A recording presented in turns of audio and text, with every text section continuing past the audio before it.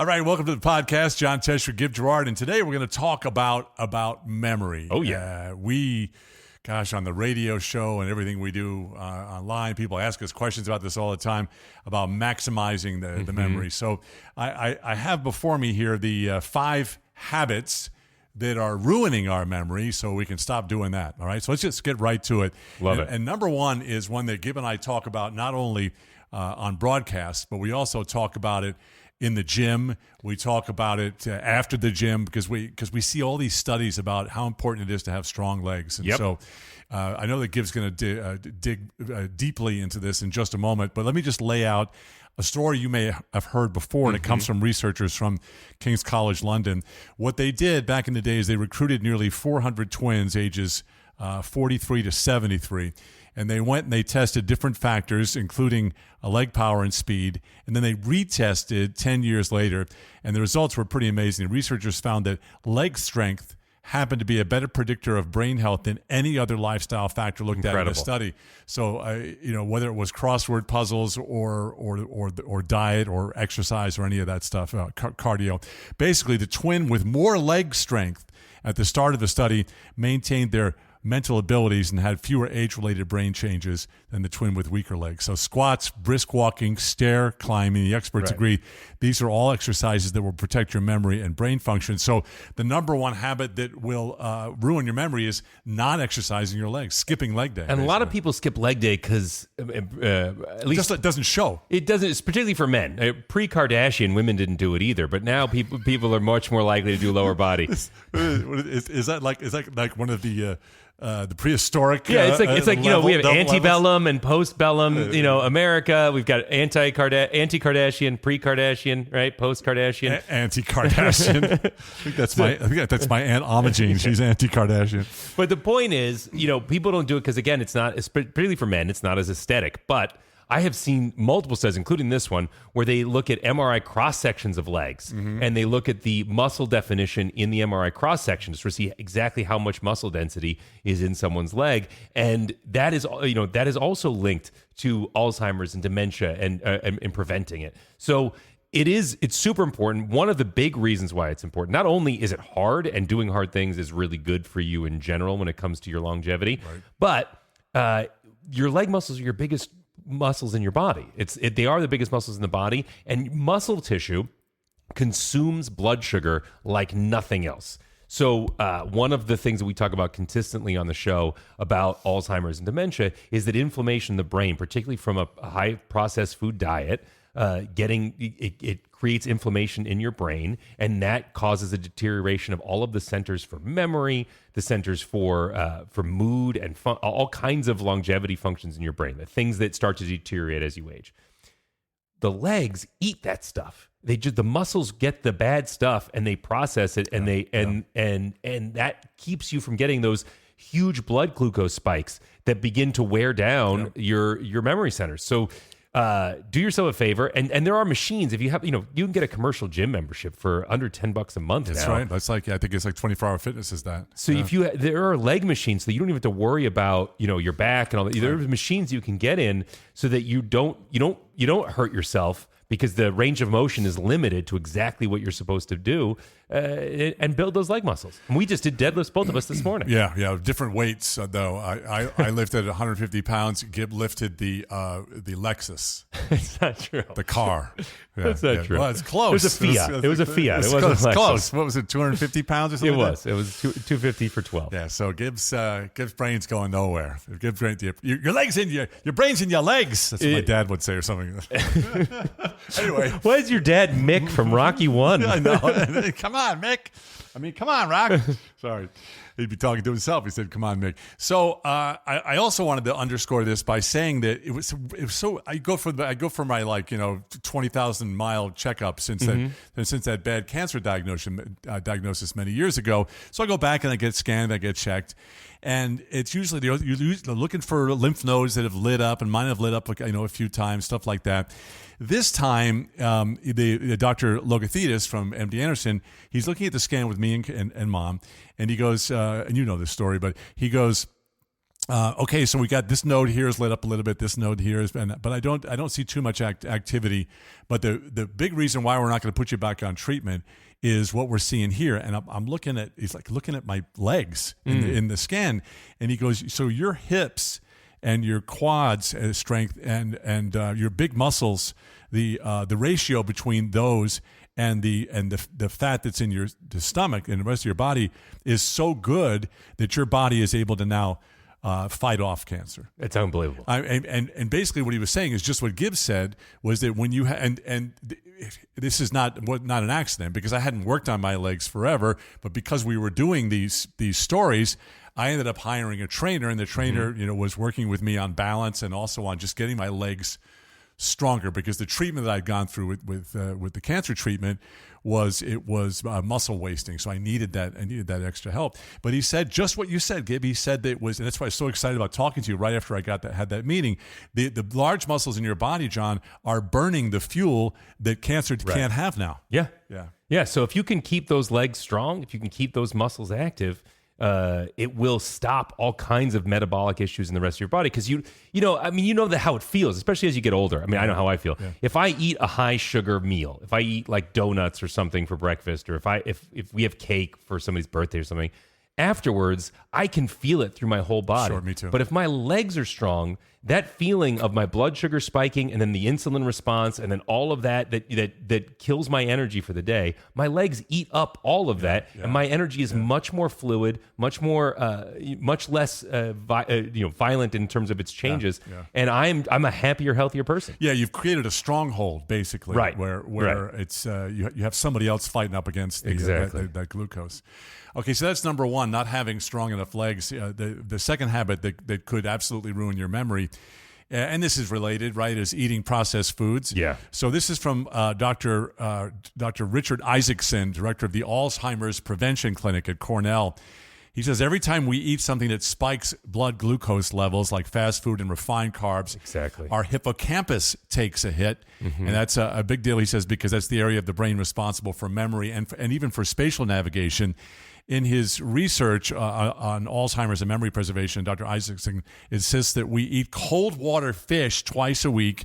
Doing that will boost blood flow to your brain and reduce plaque buildup, a top cause of Alzheimer's, and stop eating the processed food. So what would you say is cold water fish? So cold water fish it's going to be that cod. It's going to be some halibut, sardines, anchovies. But I mean, cod is a great one, and the cold water fish because it's oily, right? It's usually oily, sure. And oily white fish, and that's how you know, as opposed to pelagic fish like swordfish and stuff like that, which is higher in mercury.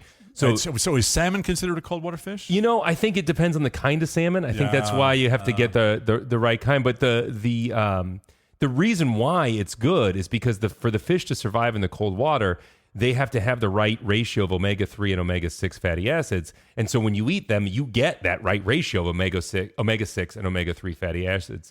And what that does for your and this is why farmed fish doesn't usually have that. You need the wild caught cold water fish. And I would assume that the tiny fish, right, the krill and anchovies, those are cold water as well. Right, yeah. Anchovies, but sardines. we're not going for those. I can't do them. I know, and we've talked so many times. I mean, Dominic D'Agostino is a big metabolic researcher at University of South Florida, I think. And who does a bunch of work for Navy SEALs and the ketogenic diet. I mean, he just swears by those anchovies. He just takes them with him when he travels. But I can't do it. It's disgusting. But it's the cold water fish. Yeah. The cold water fish and less processed food. Again, from Dr. Isaacson from Cornell. Really good for your brain. It's the exact same thing we were just talking about, right? The processed food gives you that spike, that spike erodes your brain. Yeah. Dr. Daniel Amen, who we've had on different permutations of our show, he's a big neurologist in Southern California, and he talks about not only doing the things that will benefit your brain, things like the Sudokus, the crossword puzzles, but also making sure that you're not doing the things that damage your brain. And this is one of those on his list as well, that processed food thing. Yeah. So here's another habit, number 3. The number 3 habit that can ruin your memory is not hanging out with younger people. I would have missed it. This is according to Georgia State University psychology professor Dr. Vanetta Dotson. Dr. Dotson wrote "Keep Your Wits About You: The Science of Brain Maintenance as You Age." And Dr. Dotson says, as we age, socializing with younger people who are mentally sharp provides the type of brain stimulation that helps boost our cognitive function. And that's especially true for people who are starting to experience some cognitive decline. So in an analysis of 40 studies by Johns Hopkins School of Public Health, when the 2 generations interacted, young and old, the mental and physical health of the elderly improved dramatically.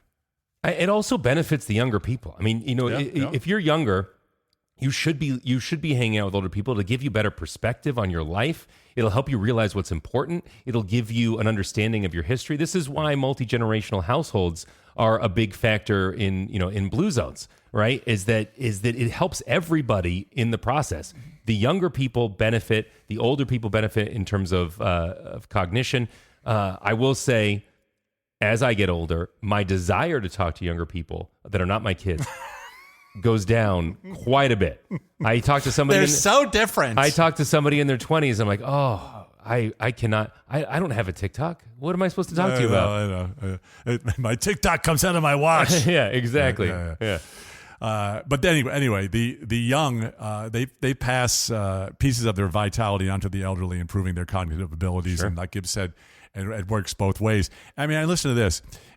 It even happens with fruit flies. So our expert says the presence of youthful, active fruit flies doubles the lifespan of older flies. To what? To 2 days? Because fruit flies are exactly. So that's number 3, the habit that can ruin your memory: not hanging out with younger people. I gotta get in on that.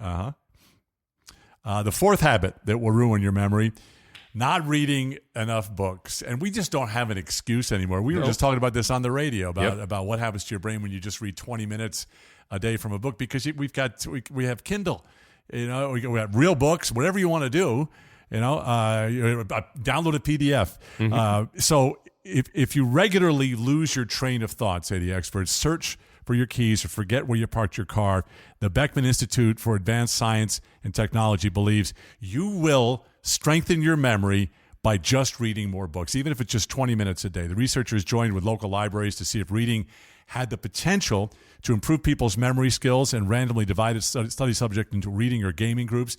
The gaming had far less effect than the people who were reading books every day. Sure. I mean, look, especially because, most books, particularly if they're geared towards anybody, from 12 and up, they're going to be a couple hundred pages long, which means that you're going to have to follow plot points for several hundred pages. And if you read books like you and I like, the Stephen King books, those are oftentimes 600 or 700, even 800 pages long. That requires a lot of mental activity in order to stay engaged. The great thing is a good writer will keep you engaged and will make the whole process fun. And the really great news is what that does for your brain. Just sitting there, going through that process of tracking a story for several weeks of reading, several hundred pages, it makes a huge difference in your overall cognitive ability. And it's something that it'll also help with your attention span, because most of the stuff that we get right now is quick bites. 30 seconds of your time plus an ad, 2 minutes of your time plus an ad. That's everything that we're seeing now. A book is a much more intimate experience. It's a much longer experience. You sit there with it for a much longer period of time, and it really opens your brain up. That's well said. The 5th and last habit that can ruin your memory is the midnight snack that you had last night. Yeah, that's the worst. Yeah, my wife, we got some donuts, and Connie froze them, thinking that they'd be for another time. Yeah. I can eat a frozen donut. I mean, it's not that hard. It's an ice cream cone. It's no problem. She's like, "Where'd the donuts go?" I said, "I have no idea." No idea. So the dog must have gotten it. Gibbs' kids were over here. It must have been that. So a UCLA study shows that our late night eating habits significantly reduce our learning and memory. There was a study, and the researchers did this. They tracked 2 groups that ate the same amount of food and slept the same number of hours. The only difference was that one group ate during normal daylight hours, while the other group ate late at night when many of them would normally be sleeping. So after just a few weeks, They scanned them with the MRI brain scans. They revealed significant changes in the hippocampus of the late-night eaters. Hippocampus, of course, the brain, again, associated with learning and memory. The changes translated to far worse performance on memory tests compared to those who ate during the day. Our body does not want us to eat at night, late at night. I mean, this goes back to the first 2 points, right? That's inflammation.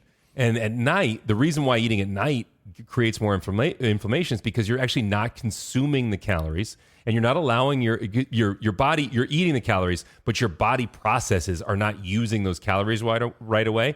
So then your body is in the process. And by the way, I say this is really important to know. You and I both, we have midnight snacks. Like, we know, we're reading you the research. We know the research. We talk about it on the air all the time. We still do this stuff. It's just good to know that by limiting it, you help yourself live longer and have a better memory. So when you eat the food, your body needs to, it either burns it has to process it into blood sugar and then burns those calories. If it doesn't burn the blood sugar out of your body, then that gets processed into fat through your liver. And that process is going to take away from the benefits of the sleep, the neurological benefits of the sleep, because your body is focused on converting calories into fat as opposed to clearing out the metabolic byproducts in your brain, which is what you really need sleep for. So when you do that, you are interrupting the cleaning process in your brain, as well as a process called apoptosis, which is when you have not eaten for a while. The more time you're able to go between meals, the more your body goes, hey, we don't have a lot of food right now. We don't have a lot of calories. We can't keep all of these cells around. We've got to get rid of the weakest ones. And that process of removing the bad cells is a process in cancer prevention. It's a process that helps with overall reduction in inflammation in your body. And it is a necessary process that most of us in the modern world, because calories are so available. Yes, I mean, never in the history of humankind have we had so many calories 100% of the time available within arm's reach. And so the midnight snack just kind of underscores that you're not allowing your body to clean itself out the way that it needs to.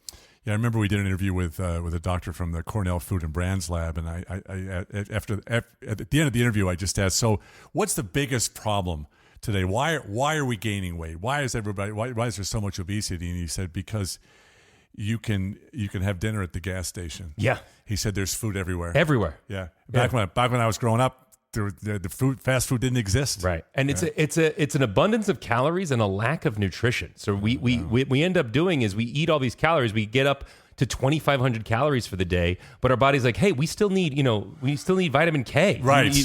We're still hungry. We still need to ingest food in order to get the vitamins we need. Yeah. So the processed food and sugary foods, it's our brain is going to, it needs energy. It burns more energy than any organ in our body, right? The brain. Yeah. Right. So they say chess players burn as much energy in a chess match as running 5 miles. Gosh. So when you think about it, I think it's more than like a soccer player burns. Yeah. So that's how powerful the brain is in terms of burning energy. And if you allow that spike in blood sugar, that spike in that poor nutrition, that creates a spike of inflammation in the brain because it's consuming those calories first. Yeah, that's good stuff. Listen, if you want to dig deeper, if you want to go further, if you'd like a more intense version of what we're talking about here, Gib and I have put together a course called Maximize Your Memory, and you can get details just by clicking below.